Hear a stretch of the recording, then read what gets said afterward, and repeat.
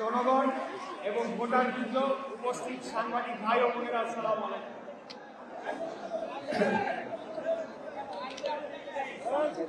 প্রিয় উপস্থিতিবৃন্দ, প্রথমে আমি আজকে আমাদের সাংবাদিক ভাইদের উদ্দেশ্যে এবং বোনদের উদ্দেশ্যে আমার লিখিত কিছু বক্তব্য পড়ে শোনাতে চাচ্ছি। আমি দয়া করে এই বাম পাশে যারা সমর্থকরা রয়েছে তাদেরকে অনুরোধ জানাবো যে আপনারা দয়া করে স্লোগানটা বন্ধ রাখবেন। আমরা আমাদের যে আজকে থেকে যে প্রতিদিনের 1 ঘন্টার প্রতিটি অবস্থান কর্মসূচি, সেটা শেষে আমরা এখন মিডিয়ার ভাইদের উদ্দেশ্যে কিছু কথা বলবো, তারপরে আমাদের পরবর্তী কর্মকাণ্ডে আমরা যোগদান করব।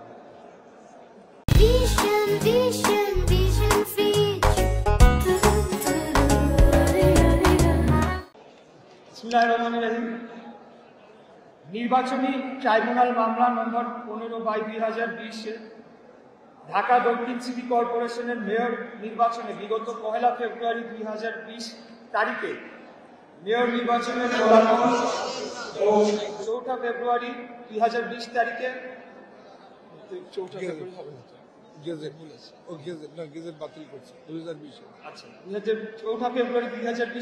প্রকাশিত গ্যাজেট বাতিল পূর্বক ধানের শীষ প্রতীকের মেয়র প্রার্থী প্রকৌশলী ইশরাক হোসেনকে অর্থাৎ আমাকে মেয়র হিসেবে ঘোষণা করে এবং 10 দিনের মধ্যে ধানের শীষ প্রতীকের প্রার্থী ইশরাক হোসেনকে অর্থাৎ আমাকে মেয়র হিসেবে গেজেট প্রকাশের জন্য বাংলাদেশ নির্বাচন কমিশন সচিবালয়কে নির্দেশ প্রদান করে। এই নির্দেশনা অনুযায়ী নির্বাচন কমিশন 10 দিনের মধ্যে 27 এপ্রিল সংশোধিত গেজেট প্রকাশ করে প্রয়োজনীয় ব্যবস্থা গ্রহণ করে স্থানীয় সরকার বিভাগে পাঠিয়ে দেয়। এই সংশোধিত গ্যাজেটে শপথ অনুষ্ঠানের আয়োজন ছাড়া স্থানীয় সরকার বিভাগের আর কিছুই করণীয় নেই। তবে শপথ অনুষ্ঠানকে বিলম্ব করার জন্য ট্রাইব্যুনালের রায়ের বিরুদ্ধে নির্বাচন কমিশন আপিল দায়ের করবে কিনা, নির্বাচনী ট্রাইব্যুনালে আর্জি সংশোধনের সুযোগ নেই ইত্যাদি বিষয়ে প্রশ্ন তুলে কাল বিলম্ব করে শপথ অনুষ্ঠানের আয়োজন থেকে বিরত থাকে। গতকাল 16 জুন স্থানীয় সরকার উপদেষ্টা জনাব আসিফ মাহমুদ সজীব ভুইয়া বলেছেন, শপথ গ্রহণের বিষয়টি বিচারাধীন থাকা অবস্থায় গ্যাজেটের মেয়াদ শেষ হওয়ায় শপথ করানো যায়নি। তার কথা সত্য হলে ভবিষ্যতে কোনো নির্বাচিত প্রতিনিধি আর শপথ করার সুযোগ পাবেন না। অর্থাৎ বিজয়ী প্রার্থীর নামে গ্যাজেট প্রকাশিত হলে পরাজিত প্রার্থী অথবা যে কোনো একজন নাগরিককে সজীব ভুইয়ার মতো একজন ব্যক্তি ইন্ধন দিয়ে শপথ না পড়ানোর জন্য মহামান্য হাইকোর্ট ডিভিশনে রিট মামলা দায়ের করবে।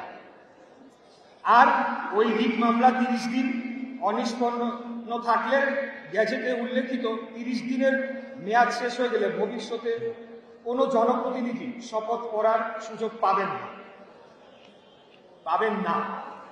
মূলত স্থানীয় সরকার উপদেষ্টা রাজনৈতিক ও আর্থিক অন্যায়ভাবে লাভবান হওয়ার জন্য তার পছন্দের একজন ব্যক্তিকে প্রশাসক নিয়োগ করে আর্থিক ও রাজনৈতিকভাবে ফায়দা লোটার চেষ্টা করছেন।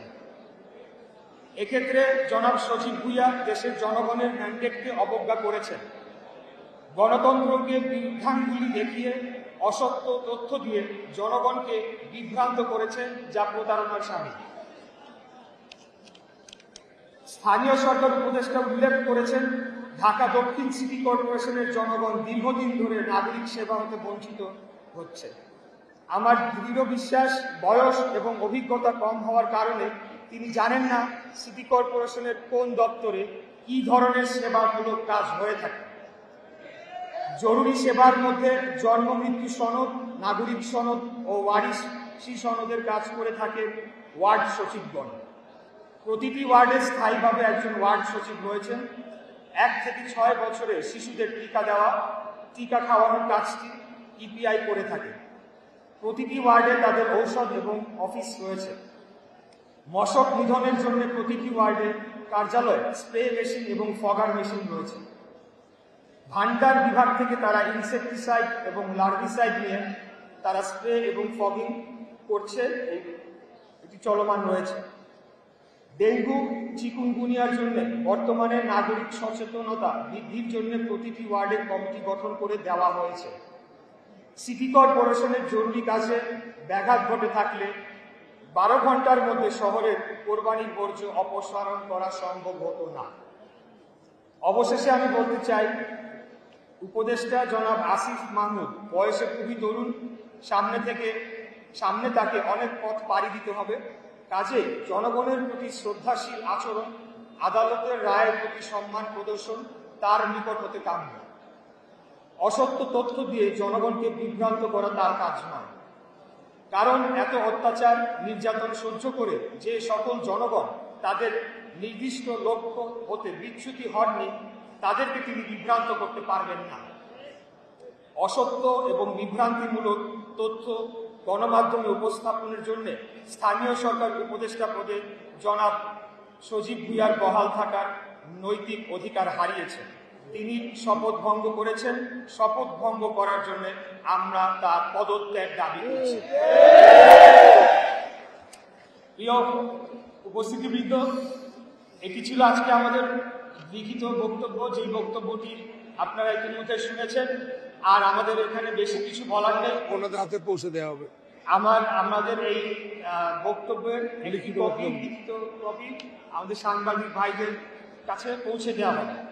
আমি সাংবাদিক ভাইদের প্রতি একটু অনুরোধ জানাবো যে আপনারা অনেক দিন ধরে আমাদের এই আন্দোলনের সাথে যুক্ত রয়েছেন এবং আপনারা প্রতিনিয়ত এই আন্দোলনকে আপনাদের মতো করে আপনারা কাভারেজ দিয়ে চলেছেন এবং বিভিন্ন ব্যক্তিবর্গের সাথে কথা বলেছেন। আপনারা জানেন যে এই আন্দোলনের সাথে এই ঢাকা দক্ষিণ সিটি কর্পোরেশনের সর্বস্তরের কর্মকর্তা কর্মচারীবৃন্দ এবং ঢাকা দক্ষিণের স্থানীয় বাসিন্দা যারা এই এলাকার ভোটার, তারা রোদ, বৃষ্টি, ঝড়, ঈদের ছুটি সবকিছু উপেক্ষা করে কিন্তু স্বতঃস্ফূর্তভাবে এই আন্দোলনে তারা যোগদান করেছে।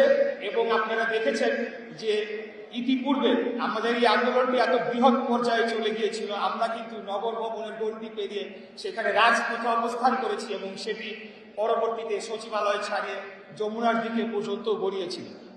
পরবর্তীতে সরকার আমাদেরকে 2 দিন সেখানে প্রায় অবস্থান করার পরে আমাদের কাছে একটি বার্তা আসলো দলীয়ভাবেই যে এটিকে সুরাহা করা হবে এবং আমরা যাতে জনদুর্ভোগের কথা চিন্তা মাথায় করি এবং জনগণের কথা চিন্তা করে আমরা নিজেরাই সিদ্ধান্ত নিয়ে সেখান থেকে সরে এসেছিলাম। ওই ঘটনার মধ্যে দিয়ে আমরা বলতে চাই যে সরকার তখনও আমাদের সাথে প্রতারণা করেছে, এখনো আমাদের সাথে প্রতিনিয়ত প্রতারণা করে চলেছে। আমি বুঝি না যে তাদের উদ্দেশ্যটা কি, এতদিন হয়ে গেল তারা কোন উদ্দেশ্যে এবং কিসের জন্য, এখানে কি এমন রয়েছে যেটির কারণে তারা আসলে দক্ষিণ সিটি কর্পোরেশনের তারা এই ধরনের অচল অবস্থা করে রেখেছে, সেটা জনগণ জানতে চায়। আমি আজকে আপনাদের মাধ্যমে আমি দুর্নীতি দমন কমিশনকে আহ্বান জানাতে চাই, আপনারা এখানে আসুন, এসে এখানে যতদিন এই আসিফ মাহমুদ সজীব ভুঁইয়া অফিস করেছে, কি কি দুর্নীতি করে দিয়েছে তার সমস্ত কিছু আপনারা তদন্ত করে তার বিরুদ্ধে প্রয়োজনীয় ব্যবস্থা নিন। এই ধরনের দুর্নীতিবাজ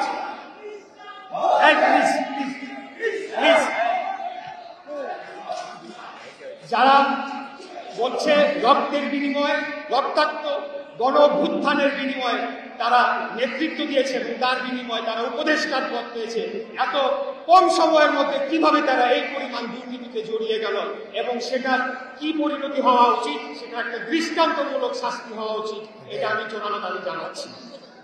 আর আমি আরেকটি কথা বলতে চাই সরকারের উদ্দেশ্যে যে আমাদের, আপনারা যদি ধরে নেন যে এই আন্দোলনকে আপনারা এভাবে আপনারা অগ্রাহ্য করে যাবেন, তাহলে কিন্তু এই আন্দোলন আবারও নগর ভবনের গণ্ডি পার হয়ে রাজপথে অবস্থান করবে। আপনাদেরকে আমি আবারও বিনীতভাবে অনুরোধ জানাচ্ছি, যত দ্রুত সম্ভব আপনারা এটা সুরাহা করুন। কেন আপনারা কাল বিলম্ব করছেন? কিসের জন্য আপনারা এখানে কাল ক্ষেপণ করছেন? কার প্ররোচনায় এই বর্তমান অন্তর্বর্তীকালীন সরকার এখন পর্যন্ত কোনো কার্যকরী পদক্ষেপ নিচ্ছে না, সেটা আমি বুঝে পাচ্ছি না। আপনারা পদক্ষেপ নিন, আমাদেরকে মুক্তি দিন, জনগণকে মুক্তি দিন, আপনারাও শান্তিতে থাকুন। অন্যথায় যতক্ষণ না পর্যন্ত আপনারা এটা সুরাহা করবেন, আমি আপনাদেরকে বারে বারে বলেছি, আবারও বলছি, নিশ্চিতভাবে বলতে চাই, এই আন্দোলন থামার নয়, সেই সময় বহু আগেই পার হয়ে গিয়েছে। এখান থেকে পেছনে ফিরে আসার কোনো রাস্তা না আপনারাই খোলা রাখেন নাই। অতএব আজকে যে বেহাল দশা হয়েছে, নগর ভবনের যে অচল অবস্থা, সেটার জন্য একমাত্র দায়ী এই বর্তমান অন্তর্বর্তীকালীন সরকার, এর উপদেষ্টারা এবং বর্তমান প্রধান উপদেষ্টাও এটিকে এগিয়ে যেতে পারেন না। তাই উনি সর্বজন শ্রদ্ধেয় ব্যক্তি, ওনাকে আমরা সবাই সম্মান করি। আমি ওনার উদ্দেশ্যে আবারও বলতে চাই, আপনি দয়া করে আপনি এই বিষয়টি আপনার নজরে আনুন এবং এটার একটা যৌক্তিক সুরাহা করার মধ্য দিয়ে আমাদেরকে, জনগণকে, ঢাকাবাসীকে মুক্তি দিন। এটাই আমার শেষ কথা। সবাই ভালো থাকবেন। আল্লাহ হাফেজ।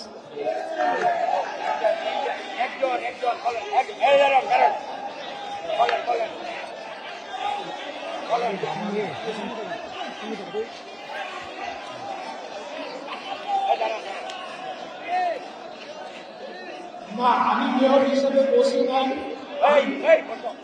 আপনার প্রশ্ন উত্তরে বলতে চাচ্ছি, সুজন ভাই ওর সামনে গেল, ক্যামেরা নিবে কি?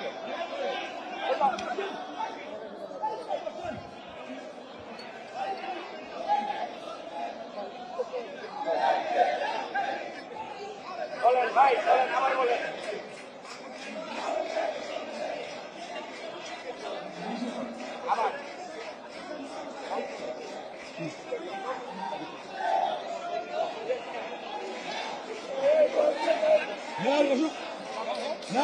ঘোষণা করছেন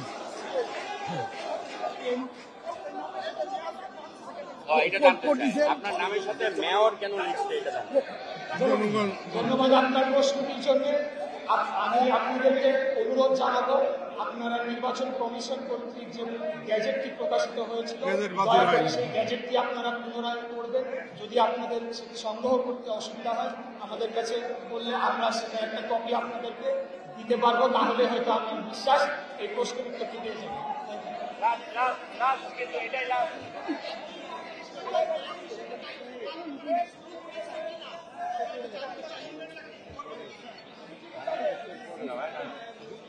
স্থানীয় সরকার আইন এবং ঢাকা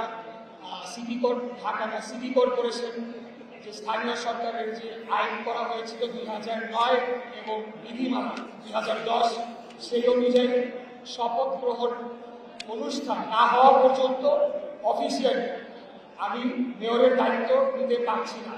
সেটি হলো আমাদের অফিসিয়াল স্ট্যান্ড। তবে যেহেতু এই আন্দোলনের কারণে জনগণ চাচ্ছে এবং জরুরি সেবা, এই আন্দোলনের ফলে জরুরি সেবাগুলো আমরা আন্দোলনের ডে 1 থেকে একটি সেকেন্ডের জন্য কিন্তু আমরা কোনো জরুরি সেবা 1 সেকেন্ডের জন্য বন্ধ রাখি না। যখন আমরা যমুনা পর্যন্ত আমরা চলে গিয়েছিলাম, জরুরি সেবা চালু ছিল। অতএব জরুরি সেবা এবং পরবর্তীতে আমাদের সিদ্ধান্ত হয়েছে যে দৈনন্দিন সেবা, অর্থাৎ জন্ম মৃত্যু নিবন্ধন সার্টিফিকেট, এই বিষয়গুলো যাতে চলমান থাকে সেটিকে নিশ্চিত করার জন্য পর্যায়ক্রমে এটার সাথে যারা যুক্ত রয়েছে ওয়ার্ড সচিবরা, তাদের সাথে আমরা বৈঠক করে তাদেরকে দিক নির্দেশনা দিচ্ছি। এটি আমি করছি। কিন্তু অফিসিয়ালি মেয়র হিসেবে দায়িত্ব নেওয়ার জন্য স্থানীয় সরকার যে আইন রয়েছে 2009 সালে গৃহীত এবং 2010 সালে তার বিধিমালা গৃহীত হয়, সেই অনুযায়ী অবশ্যই শপথ গ্রহণ অনুষ্ঠানটি আয়োজন করতে হবে। বিশ্বাস করেন, যদি ওটা না থাকতো আমি এতদিন আমি মেয়রের পদে আমি বসতাম। আর একটা লাস্ট কোশ্চেন, আমি একটু কথা বলবো। ওদের তেল দিতে বারণ করছে, এটা আমি বলে দিব। ওদের তেল দিতে বারণ করছে, এটা আমি বলবো, আপনার বলা লাগবে।